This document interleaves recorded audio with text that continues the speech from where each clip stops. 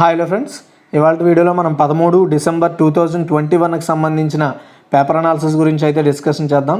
So guys, ఈ video end వరకు చూడండి. చాలా ఇంపార్టెంట్ అప్డేట్స్ అయితే ఉన్నాయి. ఇవి మీకు చాలా ఉపయోగపడతాయి. ఎవరైతే గ్రూప్స్కి, సివిల్స్కి, వివిధ కేంద్ర ప్రభుత్వ అండ్ రాష్ట్ర ప్రభుత్వ ఉద్యోగాలకు ప్రిపేర్ అవుతున్నారు వాళ్ళందరికీ కూడా ఇవి చాలా ఉపయోగపడతాయి. కాబట్టి ఈ వీడియో ఎండ్ వరకు చూసి నచ్చితే లైక్ చేసి, షేర్ చేసి, ఇంతవరకు మన ఛానల్ ఎవరైనా సబ్స్క్రైబ్ చేసుకోకపోతే సబ్స్క్రైబ్ చేసుకొని ఫాలో అవుతాం. ఇండియాలోని the largest learning platform academy. వీళ్ళు ఏపీఎస్సీ, టీఎస్పీఎస్సీ, ఎస్ఏ కానిస్టేబుల్ ఉద్యోగాలకు ప్రిపేర్ అయ్యే వాళ్ళ కోసం మంచి బ్యాచ్ కోర్సెస్ తీసుకొస్తున్నారు.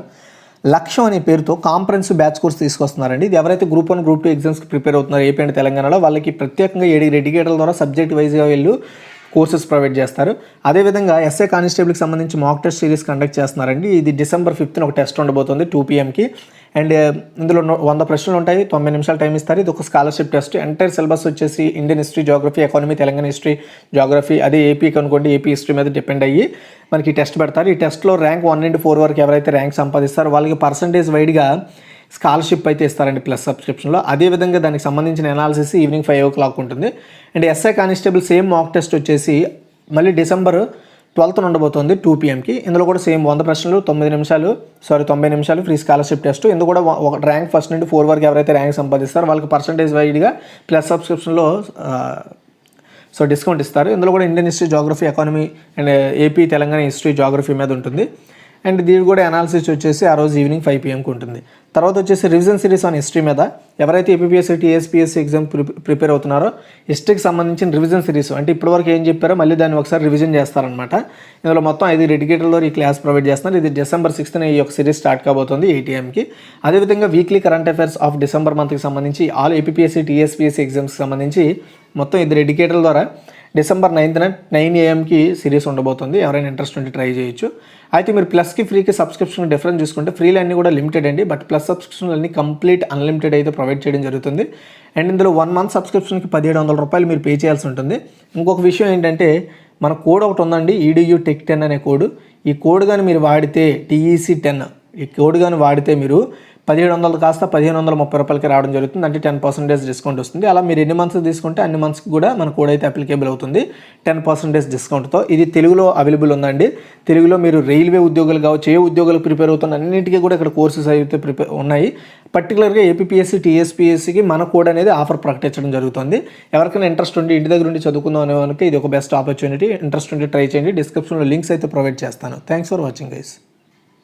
ఉండండి, చూడండి ఫస్ట్ ఆర్టికల్, సిక్కింలో ప్లాస్టిక్ బాటిల్స్పై నిషేధం. సిక్కిం రాష్ట్రం ఏదైతే ఉందో సిక్కిం రాష్ట్రంలో ప్లాస్టిక్ వాటర్ బాటిల్ సహా సింగిల్ యూజ్ ప్లాస్టిక్పై, అంటే ఒక్కసారి వాడి పడేసే ప్లాస్టిక్పై నిషేధం విధిస్తున్నట్లుగా సిక్కిం టూరిజం బోర్డు చెప్పడం జరిగింది. సిక్కిం టూరిజం బోర్డు ఈ నిర్ణయం తీసుకుందండి. పర్యావరణ పరిరక్షణ భాగంగా, ఈ పరిరక్షణలో భాగంగా 2022 నుంచి ఈ నిర్ణయం అమల్లోకి రానుంది. ప్రజలు, సరఫరాదారులు ప్లాస్టిక్ నిషేధంపై సహకరించాలని board joint secretary Marcus Roy కోరారు. అయితే ఇక్కడ మనందరికీ తెలుసు, నెంబర్ ఆఫ్ పేపర్ అనాలిసిస్లో మనము చెప్పుకున్నాం ప్లాస్టిక్ వల్ల డిసడ్వాంటేజ్ ఏంటి, ఇది అనేసి. అదేవిధంగా సెంట్రల్ గవర్నమెంట్ తీసుకొచ్చిన ఈ ప్లాస్టిక్ నిషేధానికి అనుగుణంగా 2022 కల్లా రాష్ట్ర ప్రభుత్వాలు కూడా సరైన చర్యలు తీసుకోవాలని ఆల్రెడీ మార్గదర్శకాలను అయితే రిలీజ్ చేయడం జరిగింది. దానిలో భాగంగా ఇప్పటికే ప్లాస్టిక్ను మెల్లగా నిషేధించుకుంటూ వస్తున్నారు. అయితే ఇక్కడ పర్టికులర్గా మీరు గమనించాల్సిన విషయం ఏంటి అంటే సిక్కిం టూరిజం బోర్డు ఈ నిర్ణయం తీసుకుంది. ఎందుకు సిక్కిం టూరిజం బోర్డే ఎందుకు ఈ నిర్ణయం తీసుకుందంటే, యాక్చువల్గా మనకి వేరే ప్రాంతాల నుండి లేదా వేరే దేశాల నుండి మన ప్రాంతానికి ఎవరైనా విజిటింగ్ వచ్చినప్పుడు సో వాళ్ళు వాటర్ రిసోర్సెస్ కానీ ఫుడ్ రిసోర్సెస్ కోసం మాత్రం మనం వాటర్ కంటైన్ చేయడానికి మనం ఏం చేస్తామండి, బాటిల్ వాడతాం. అదేవిధంగా ఫుడ్ కూడా ప్లాస్టిక్, సింగిల్ యూజ్ ప్లాస్టిక్స్ సంబంధించి ఐటమ్స్లో మనం ఫుడ్ క్యారీ చేస్తాం కదా. సో ఇలాంటి వాటి వల్ల పర్యాటక ప్రాంతాల్లో కూడా ఎక్కువగా ఈ ప్లాస్టిక్ అనే వాడకం పెరిగిపోయింది. కాబట్టి పర్టికులర్గా సిక్కిం టూరిజం బోర్డు నిర్ణయం తీసుకుంది. అలాగని మిగతా ప్రాంతాల వారు వాడొచ్చు అని కాదు దీని అర్థం. ఎవరు కూడా ఇకపై ఆ రాష్ట్రంలో ఆ సింగిల్ యూజ్ ప్లాస్టిక్, అదేవిధంగా ప్లాస్టిక్ వాటర్ బాటిల్ను సహా వాడడానికి వీల్లేదు. కాబట్టి ఇకపై ఎవరైనా సరే వాటర్ బాటిల్ క్యారీ చేయాలంటే ఏదైనా మెటల్ వాటర్ బాటిల్ ఏదైనా వాడడం మంచిది. అదేవిధంగా ఫుడ్ క్యారీ చేయడానికి కూడా మెటల్తో తయారు చేసిన ఏదైనా ఒక కంటైనర్తో మనము ఫుడ్ని క్యారీ చేసుకుంటే చాలా మంచిది. అది ఏదో వాళ్ళ కోసం అని కాదు, అది మన కోసమే, కాబట్టి గుర్తుపెట్టుకోండి. సో ఇది మిగతా రాష్ట్రాలు కూడా మెల్లమెల్లగా ప్రకటిస్తారు 2022 ఎండింగ్ లోపు. తర్వాత తబ్లిగ్ జమాతాపై సౌదీలో నిషేధం అండి. చూడండి, అదేంటంటే అంతర్జాతీయ సున్నీ ఇస్లామిక్ మిషనరీ ఉద్యమం, దాన్ని తబ్లీగీ జమాతా అంటారు. అయితే ఈ పర్టికులర్ ఈ సంస్థపై సౌదీ అరేబియా నిషేధం విధించిందండి. ఈ సంస్థ సమాజానికి ప్రమాదకరమని వాళ్ళు చేసిన ప్రకటనలో పేర్కొన్నారు. ఈ గ్రూప్ ఉగ్రవాదానికి మెయిన్ రీసోర్సెస్గా పనిచేస్తుందని చెప్పారు. అండ్ ప్రార్థనల టైంలో ఈ సంస్థ సభ్యులతో సంబంధాలు ఏర్పరచుకోవడంపై అందరినీ హెచ్చరించాలని మసీదులకు ఆదేశాలు ఇచ్చిందన్నమాట సౌదీ అరేబియా. అంటే ఎవరైతే ఈ సంస్థల సభ్యులు ఉంటారో వాళ్ళతో ఎవరైనా ఒకవేళ ముస్లింలు ఎవరైనా సరే సంబంధాలు పెట్టుకోవడానికి ఇంట్రెస్ట్ ఉంటే మాత్రం ఆగిపోవాలని, అదేవిధంగా ఉన్నవాళ్ళు ఆపుకోవాలని కూడా హెచ్చరికలు జారీ చేశారు. అయితే ఈ మేరకు ఆ దేశ ఇస్లామిక్ వ్యవహారాల మంత్రి doctor Abdul Latif Al Sheikh social మీడియాలో ప్రకటన చేశారు. వచ్చే శుక్రవారం ప్రార్థనలో కొంత సమయాన్ని కేటాయించి తబ్లీగీ దావా గ్రూప్ గురించి ప్రజలకు హెచ్చరించాలని మసీదులకు బోధకులకు అబ్దుల్ లతీఫ్ ఆదేశించారు. సో ఈ సంస్థ చెప్పుకుంటున్నట్లుగా ఏదైనప్పటికీ ఇది ఒక ఉగ్రవాద రాజమార్గం అని స్పష్టం చేసింది. పక్షపాతాన్ని ప్రదర్శించే తబ్లీగీ దావా గ్రూప్ వంటి సంస్థలతో సంబంధాలు ఏర్పరచుకోవడం నిషిద్ధమని తెలిపింది. తబ్లీగీ జమాతా అనేది అంతర్జాతీయ సున్నీ ఇస్లామిక్ ఒక సంస్థ. సున్నీ ఇస్లాంను ఖచ్చితంగా పాటించాలని ముస్లింలను ఈ సంస్థ ప్రోత్సహిస్తుంది. న్యూఢిల్లీలోని 2020లో మార్చిలో వీరు మతపరమైన కార్యక్రమాలు నిర్వహించారు. విదేశాల నుంచి వచ్చిన వారు ఈ కార్యక్రమాల్లో పాల్గొనడంతో కోవిడ్-19 మహమ్మారి వ్యాపించింది అనే ఆరోపణలు మనం ఒక వారం పాటు న్యూస్ ఛానల్లో వినే ఉంటాం. సో మేబీ ఇది కూడా ఒక రీజన్ అయ్యి ఉండొచ్చు, ఎందుకంటే సౌదీ అరేబియా ఉత్తరేం చెప్పలేదు వాళ్ళు. సో ఇలాంటి ఆరోపణలు పరిగణలోకి తీసుకొని నిర్ణయాలు తీసుకున్నారు. సో చాలామంది చేసిన ఆరోపణలు ఏంటి అంటే ఈ పర్టికులర్గా ఈ ఎవరైతే తబ్లీగ్ జమాతా ఉన్నారో వాళ్ళు కావాలనే, సో ఇండియాలో కావచ్చు వేరే ప్రాంతాలకి కోవిడ్ని విస్తరించడం కోసం దీన్ని కావాలనే స్ప్రెడ్ చేయడానికి వాళ్ళు వాళ్ళ వంతు సాయంతో చేశారు అనే విధంగా ఆరోపణలు కూడా వచ్చాయి. కాబట్టి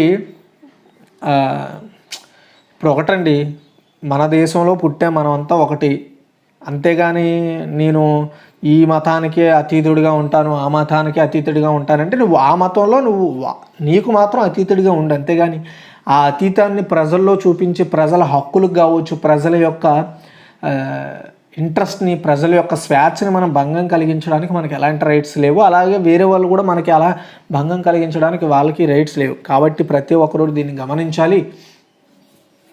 సో అనేసి గుర్తుపెట్టుకోవాలి.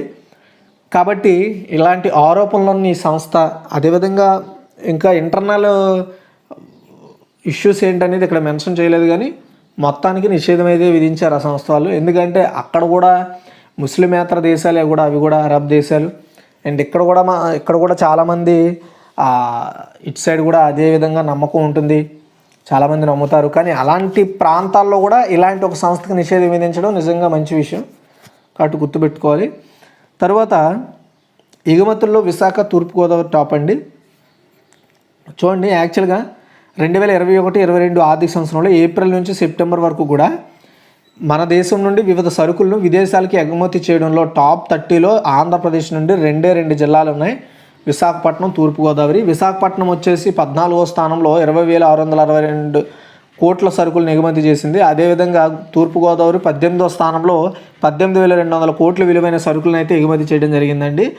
మన ఏపీలోని టాప్లో అంటే టాప్ 30లో నిలిచిన 2 జిల్లాలు ఇవే, గుర్తుపెట్టుకోండి, చాలా ఇంపార్టెంట్. సో మొత్తానికి 30 జిల్లాల్లో మన ప్రాంతానికి జిల్లాలు కూడా ఒక 2 చోటు దక్కించుకోవడం చాలా మంచి విషయం. తర్వాత ఎస్సీ ఎస్టీలపై వేధింపుల నిరోధానికి 14566 హెల్ప్ లైన్ నెంబర్ అనమాట ఇది. సో దాని గురించి మీకు ఒకసారి క్లారిటీగా చెప్తాను చూడండి. ఎస్సీ ఎస్టీలపై అంటే షెడ్యూల్డ్ ట్రైబ్స్, షెడ్యూల్డ్ క్యాస్ట్లు ఉంటారు కదా, వాళ్ళపై వేధింపుల నిరోధానికి కేంద్ర సామాజిక న్యాయం సాధికారత శాఖ 14,566 నెంబర్తో జాతీయ స్థాయి హెల్ప్ లైన్ని ఏర్పాటు చేసింది. దీని ప్రారంభోత్సవం సోమవారం జరుగుతుంది. ఎస్సీ ఎస్టీ అంటే ఈరోజు ఎస్సీ ఎస్టీ అంటే ప్రివెన్షన్ ఆఫ్ అట్రాసిటీస్ యాక్ట్ 1989ని సమర్థంగా అమలు చేయడం కోసం national helpline against atrocities, గుర్తుపెట్టుకోండి, national helpline against atrocities పేరుతో ఈ హెల్ప్ లైన్ అయితే ఏర్పాటు చేయబోతున్నారు. సెంట్రల్ గవర్నమెంట్ ఈ విషయం ప్రకటించింది. ఈ నెంబర్ 24 గంటలు ఉచితంగా అందుబాటులో ఉంటుంది. ఏ మొబైల్ ల్యాండ్లైన్ నెంబర్ నుంచి అయినా దీనికి ఫోన్ చేసి హిందీ, ఇంగ్లీష్తో పాటు అన్ని భారతీయ భాషల్లో ఫిర్యాదు అయితే చేయడానికి అవకాశం ఉంటుందండి. మనందరికీ తెలుసు ఎస్సీ ఎస్టీల మీదకి సంబంధించి అట్రాసిటీస్ కేసుల గురించి, atrocities prevention of atrocity act 1989కి సంబంధించి చాలామంది వినే ఉంటారు. అయితే ఎవరైనా సరే ఎస్సీ ఎస్టీ చట్టం కిందకు వచ్చే అతిక్రమణ చేస్తే ఖచ్చితంగా నేరారోపణ కింద మనకి కఠినంగానే జైలు శిక్ష అయితే ఉంటుందండి. దగ్గరగా 24 years వరకు కూడా మనకి జైలు శిక్ష విధించే అవకాశం ఉంటుంది. విత్ చాలా ఫైన్ కూడా కట్టాల్సిన అవసరాలు అయితే ఉండడం జరుగుతుంది. ఇలాంటివి కూడా ఉన్నాయి. అయితే ఇంకొక విషయం ఏంటి అంటే, ఒకవేళ ఇది అంటే కావాలనే ఎవరో నింద మోపడానికి ఇలా చేసినా సరే అది కూడా తప్పు కింద వస్తుందండి, గమనించండి. చాలామంది ఏంటంటే అంటే నేను రీసెంట్ టైంలో ఎస్సీ ఎస్టీ అట్రాసిటీ కేసును వాడుకొని వాళ్ళ సొంత ప్రయోజనాల కోసం, సొంత భావాల కోసం వాడుకుంటున్నట్లుగా వచ్చిన ఆరోపణలు అయితే కొన్ని నిజం అవడం జరిగింది. సో అందులో ఏంటంటే సరిగా కానీ మనం ఈ అట్రాసిటీ యాక్ట్ కింద మనం నిరూపించలేకపోయాం అనుకోండి, ఎవరి మీద అయితే మనం కేసు పెట్టామో అది నిరూపించలేకపోయాం అనుకోండి, ఏమైనా తేడా కొడితే కోర్టులో కానీ దానికి మీరు రివర్స్గా కానీ ఒకవేళ తీర్పు వస్తే వెంటనే అవతల వ్యక్తి కూడా అంటే ఎవరైతే ఈ కేసు వేసారో వాళ్ళ మీద పరువు నష్టం దావా కూడా వేయొచ్చు. పరువు నష్టం దావా వేస్తే మళ్ళీ దానికంటే ఎక్కువ వసూలే చేయాల్సి వస్తుంది. కాబట్టి ఈ చట్టాన్ని ఎప్పుడు కూడా అంటే చెప్తున్నాను, అంటే అవేర్నెస్ కోసం చెప్తున్నాను నేను. ఇందులో నా ఇంటర్నల్ ఇన్ఫ్లుయెన్స్ ఏం లేదు. ప్రతి ఒక్కరు తెలుసుకోవాలి. ఎందుకంటే మనకున్న చట్టాలు ఏంటి, అందులో మనం ఎంత పరిధిని కలిగి ఉన్నామో మిగతా వారు ఎంత పరిధిని కలిగి ఉన్నారని కూడా తెలుస్తుంది. మనం చేసిన ఆరోపణలు కానీ సరైన రీతిలో మనం చెప్పలేకపోతే, ఎందుకంటే నోటి మాట ఎప్పుడు కూడా ప్రూఫ్ అయితే కాదు, ఖచ్చితంగా ప్రత్యక్ష సాక్షి ఉండాలి, పేపర్ ఎలవెన్స్ ఉండాలి. అండ్ ఇప్పుడు ఈ మధ్యన వీడియోలు కూడా తీసుకుంటున్నారండి సాక్షికి. అంటే కాకపోతే అది ఏమైనా వీడియో ఎడిటింగ్ చేశారా, వీడియో ఎడిటింగ్ చేయలేదా, అవన్నీ కూడా ఫారెన్సిక్ వాళ్ళు క్లియర్ చేసిన తర్వాత దాన్ని కూడా ఒక ప్రతిపాదికను తీసుకొని ఈ మధ్యన దాన్ని కూడా ఒక సాక్షి కింద పరిగణలోకి తీసుకుంటున్నారు. కాబట్టి మీరు ఎప్పుడైనా సరే ఒకవేళ నిజంగా ఈ ఆరోపణలకు మీరు బలి అయి ఉంటే ఖచ్చితంగా చేయొచ్చు. లేదా ఒకరి మీద కావాలనే ఏదో మాటల్లో మాట వచ్చి చిన్న దోషంలో వచ్చి ఇలా జరిగిందని అనుకున్నప్పుడు కానీ కేసులు వేస్తే మనం ఖచ్చితంగా ఫెయిల్ అవుతాం. కాబట్టి ఆ టైంలో కానీ మనము సరిగా నిరూపించకపోతే ఈ యాక్ట్ కింద రివర్స్లో మనం కూడా దానికి బాధ్యతలు అవ్వాల్సి ఉంటుంది. కాబట్టి దీన్ని సత్వరంగా కరెక్ట్గా వాడుకోండి. అందుకోసమే చాలామందికి ఈ విషయం తెలియట్లేదు, మాట్లాడితే ఈ కేసులు ఎందుకంటే ఈ కేసులు చాలా ఎక్కువైపోతున్నాయి. కాబట్టి ఇలాంటి కేసెస్ని హ్యాండిల్ చేయడానికి, ఇలాంటి కేసుల మీద ఇంకా తెలియని వాళ్ళు ఉండి వాళ్ళు కూడా కొంచెం ఇబ్బంది పడుతున్నారు. అలాంటి వాళ్ళకి కూడా ఇది ఒక అవేర్నెస్ కింద ఉంటుంది. అందుకోసం హెల్ప్ లైన్ తీసుకొచ్చారు. హెల్ప్ లైన్ ఎందుకు తీసుకొచ్చారు, ఇక్కడ వేధింపుల నిరోధానికని వీళ్ళు రాశారు. కానీ ఇక్కడ మెయిన్గా ఈ 14566 అనే హెల్ప్ లైన్ తీసుకొచ్చింది దేనికి అంటే, ముందు ఈ ఎస్సీ ఎస్టీలకు సంబంధించిన ఈ ప్రివెన్షన్ ఆఫ్ అట్రాసిటీ యాక్ట్ 1989ని అవగాహన పెంచాలి. అంటే ఎవరైనా సరే ఫోన్ చేసి ఇలా మాకు ఇలాగ అయిందండి, ఇది కేసు కింద వస్తుందా లేదా మేము ఏం చేయాలి అది అంటే వాళ్ళు చెప్తారు. సరే మీరు ప్రాపర్ ఎవిడెన్స్ ఇవన్నీ ఉండాలి, ఉన్నప్పుడే మనము ఇది చేయడానికి అవుతుంది అన్నీ వాళ్ళు ఎక్స్ప్లెయిన్ చేస్తారు. కాబట్టి మీరు కొంచెం ఆలోచించండి. సో వ్యక్తిగతంగా ఎవరు కూడా ఒకరి మీద మీకు ఏదో కావాలని కోపం ఉండి వేరే విషయం లేదో ఆ కోపంతో ఏదో జరిగిన చిన్న గొడవల్లో మీరు అలాంటివి తలదూర్చి ఇలాంటివి చేయకండి. మీకు నిజంగానే పబ్లిక్లో మీకు తీవ్ర అవమానం జరిగి ఉండి లేదా మీరు పర్టికులర్గా ఇదే పేర్లతో మిమ్మల్ని వేధింపులు గురి చేస్తున్నట్లుగా అయితే మంచి ప్రూఫ్తో కేసు వేయండి, ఖచ్చితంగా కేసు గెలుస్తారు, సక్సెస్ అవుతారు. అదేవిధంగా తప్పుడుగా కూడా చేయకండి. ఎందుకంటే ఈ మధ్యన తప్పుడుగా కూడా కేసులు ఎక్కువయ్యాయి. రీసెంట్గా వచ్చిన రిపోర్ట్లు మీకు నేను ఆల్రెడీ పేపర్ అనాలిసిస్లో కూడా చెప్పాను. చాలా ఇంపార్టెంట్ అండి ఇది, అందుకని నేను ఎంతసేపు ఎక్స్ప్లెయిన్ చేయడం జరిగింది. తర్వాత నమిలే పొగాకుతో ఆరోగ్యం గొల్ల. సో నమిలే పొగాకు అంటే మీ అందరికీ తెలుసు కదా, కైనీ కావచ్చు, ఇలాంటివన్నీ ఉంటాయి, గుట్కాలు ఇవి అని. సో ఇలాంటి వాటితో మెయిన్గా మన కైనీలు ఇవన్నీ కూడా, అదేవిధంగా ఒక పొగాకును గుండగా చేసి నమలడము, ఏదైనా సరే ఈ పొగ వల్ల ఆరోగ్యానికి గుల్ల అంటే కన్నం పడుతుంది అని చెప్తున్నారు. అదేంటో క్లారిటీగా తెలుసుకుందామండి. కాబట్టి ప్రతి ఒక్కరు అవేర్నెస్ తెచ్చుకోండి. ఈ మధ్యన 16 ఇయర్స్ వచ్చిన పిల్లలు లేదంటే 12 ఇయర్స్, 13 ఇయర్స్, 15 ఇయర్స్ నిండిన పిల్లలందరూ కూడా ఇప్పుడు స్మోకింగ్ చేస్తున్నారండి. నేను రీసెంట్ టైంలో చూశాను బయట. కాబట్టి మీ చుట్టుపక్కల ఎవరైనా లేదా మీ రిలేటివ్స్లో ఎవరైనా అలాంటి క్యాండిడేట్స్ ఉంటే ప్లీజ్ వాళ్ళకి అవేర్నెస్ తీసుకురండి. ఎందుకంటే వాళ్ళకి చాలా చిన్న లైఫ్. ఎందుకంటే ఇప్పుడున్న ఈ పాండమిక్స్, ఇప్పుడు కొత్తగా వస్తున్న అన్ని వ్యాధులు కూడా మన జీవితానికి ఎక్కువ ఎక్స్పెండిచర్ అవ్వవు. మన లైఫ్లో ఆరోగ్యంగా బతకడం మనం చేయాల్సిన పని, మనకున్న రెస్పాన్సిబిలిటీ అది. ఎందుకంటే ఎందుకు మనం ఒక కోతిలా పుట్టలేదు, మనం ఎందుకు ఒక ఎలకలా పుట్టలేదు, మనం ఎందుకు ఒక చిన్న చీమలా పుట్టలేదు, మనిషిగా ఎందుకు పుట్టామంటే మిగతా మన భూమి మీద మిగతా జీవరాశులకు లేని కొన్ని స్పెషాలిటీ మనకు ఉంది కాబట్టి. ఎందుకంటే మనం మాట్లాడగలుగుతాం, మనం కొత్త తయారు చేయగలుగుతాం, మనం నచ్చింది చేయగలుగుతాం. మనం కొత్త ప్రపంచాన్ని తయారు చేసుకుంటున్నాం. కానీ ఇప్పుడు చీమలు అనుకోండి, చీమలకు ఒకటే తెలుసు, గూడు కట్టుకోవడం. కానీ మనం గూడు కట్టుకునే స్థాయి నుండి బిల్డింగులు కట్టుకునే స్థాయికి వచ్చాం. మట్టి అంటే ఏంటో తెలిసినండి. ఇప్పుడు మనం సిమెంట్ కంటే ఆల్టర్నేటివ్ ఐటమ్స్ని తెలుసుకునే వరకు వచ్చాం. అంటే చెప్తున్నాను ఫర్ ఎగ్జాంపుల్. కానీ సింహాలు మనం అడవిలోనే పుట్టాం, కానీ జన ఆవాసాన్ని పెంచుకున్నాం. ఇప్పుడు పులులు ఎలా అడవుల్లో సంచరించేవో ఇప్పటికీ అలాగే అడవుల్లో సంచరిస్తున్నారు. ఇప్పుడు మనం అడవుల్లో ఉండట్లేదు, పర్టికులర్గా జన నివాసం అనే ప్రాంతాన్ని పేరు పెట్టుకుని పిలుచుకునే సిచ్యువేషన్కి వచ్చాం. కాబట్టి మిగతా జీవరాశులకు లేని స్పెషాలిటీస్ మనకున్నాయి, అదేవిధంగా మనకి రానివి వాటికి ఉంటాయి. కానీ మేబీ యానిమల్స్తో పోల్చుకుంటే మనం కొంచెం ఎక్స్ట్రా యాక్టివిటీస్తో పుట్టామని మన అందరికీ తెలుసు. కాబట్టి ఉన్న ఈ షార్ట్ టైంని ఇలా స్మోకింగ్, డ్రింకింగ్ అని, అది కూడా పర్టికులర్గా నా ఉద్దేశం ఏంటంటే ఈ 15-20 బిలో లేదా 15-18 బిలో వాళ్ళు ఎక్కువగా దీని మీద ఎఫెక్షన్ పెంచుకుంటున్నారు. దాని గురించి ధూమపానం లెక్కకు మిక్కిలి వ్యాధులతో శరీరాన్ని గులజేస్తుంది, ఆకస్మిక మరణానికి చేరువ చేస్తుంది.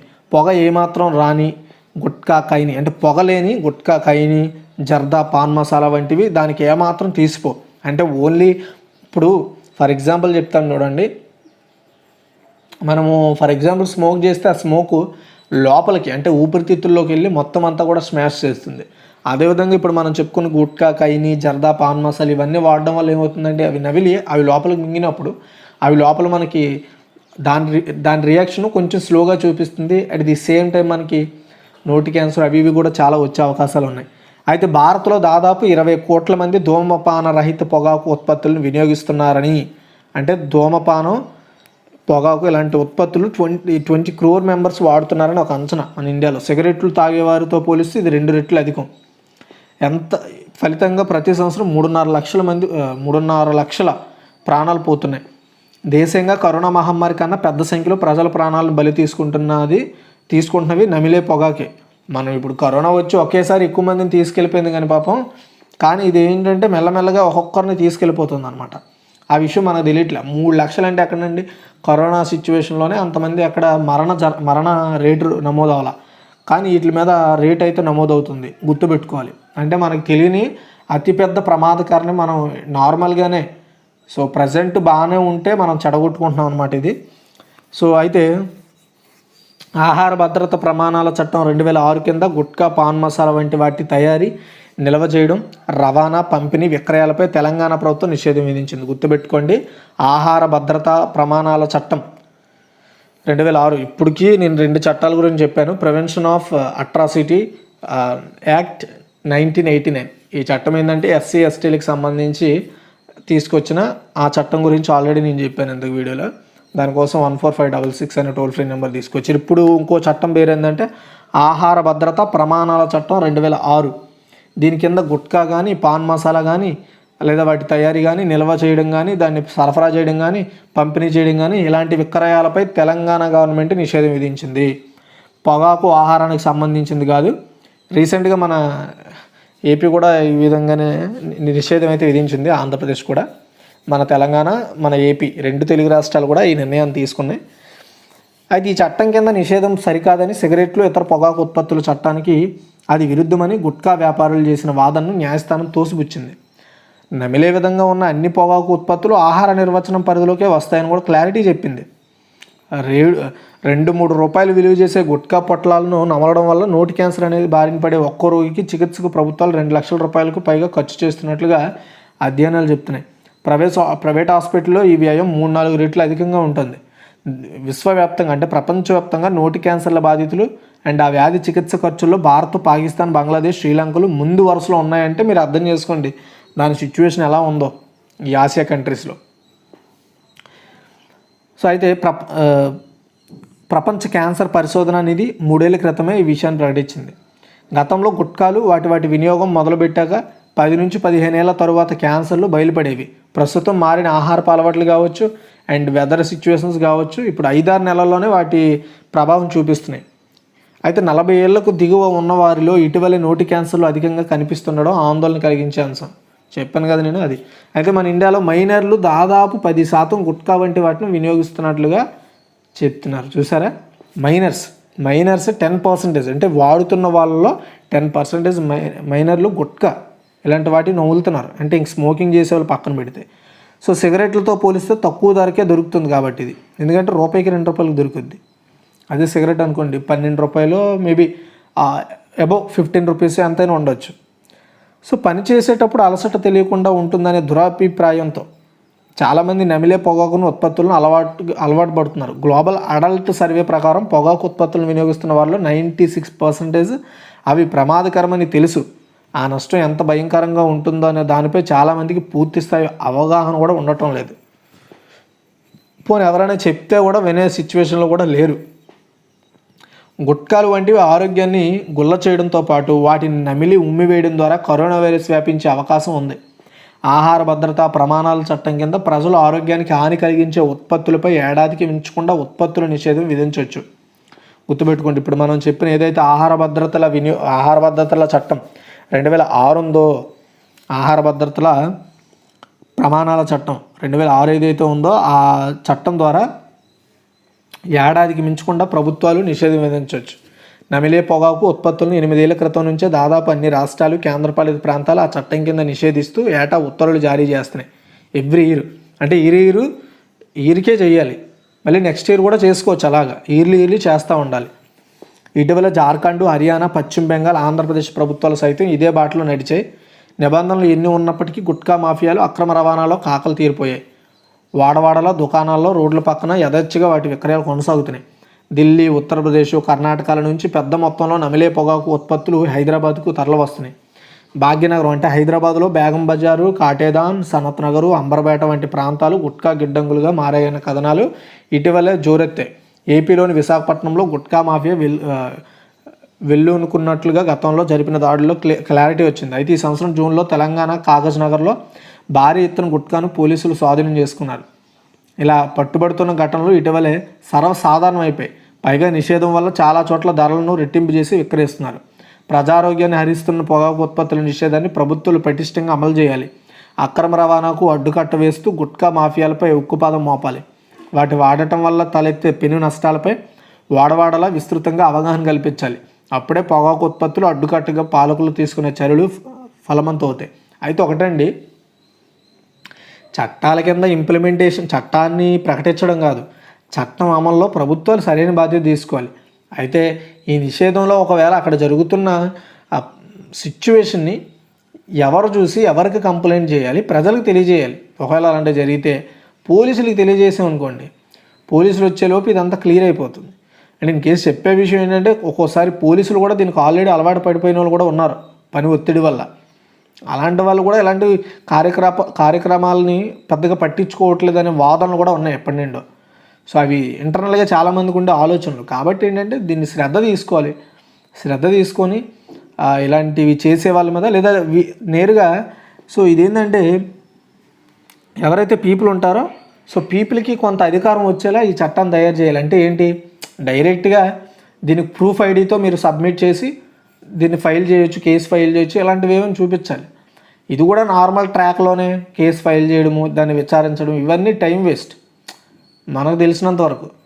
ఎందుకంటే మనం పర్టికులర్గా ఏ షాప్ ఓడి దగ్గరికి వెళ్ళవసరం లేదు. ఏ ఫోటోనో వీడియోనో మనం చూసి తీసి పంపిస్తే దానికి మళ్ళీ ఛార్జ్ షీటు ఇవి అన్నీ పెద్ద ప్రాసెస్. ఇవన్నీ జరిగేలోపే మొత్తం అంతా కూడా మారిపోతుంది. కాబట్టి ప్రభుత్వాలు, న్యాయస్థానాలు కూడా సలహాలు, సూచనలు ప్రభుత్వాలకు ఇచ్చి వీటిలో చట్టాల్లో మార్పులు చేయించేలా ప్రయత్నాలు చేయాలి.